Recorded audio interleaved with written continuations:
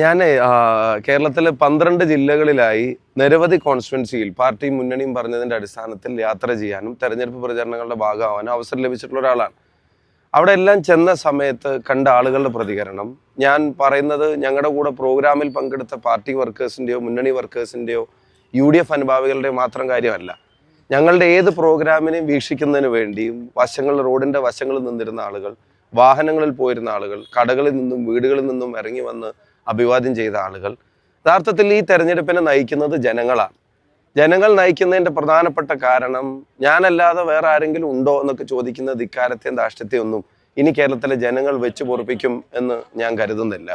ഈ സർക്കാരിനെ ചുമന്നു മാറ്റാൻ കേരളത്തിലെ ജനങ്ങൾ തീരുമാനിച്ചുറച്ചതുപോലെയാണ് ഇതുവരെ നടന്ന പ്രചരണ പരിപാടികളുമായിട്ട് ബന്ധപ്പെട്ട് പോയ എല്ലാ സ്ഥലങ്ങളിൽ നിന്നും കിട്ടുന്ന ഫീഡ്ബാക്ക്.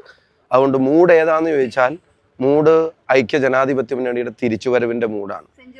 UDF പിന്നെ സെഞ്ചുറി അടിച്ച് കേരളത്തിൽ തിരിച്ചു വരുന്ന മൂഡാണ് കേരളത്തിലെ ഗ്രൗണ്ടിലുള്ളത്. ഞാൻ ഇതിനു മുമ്പ് മാധ്യമങ്ങൾ പ്രചരണ സമയത്ത് ചോദിച്ചപ്പോഴും പറഞ്ഞ പോലെ real election story, ground story എന്നുള്ളത് UDF-ന് 100% അനുകൂലമാണ്.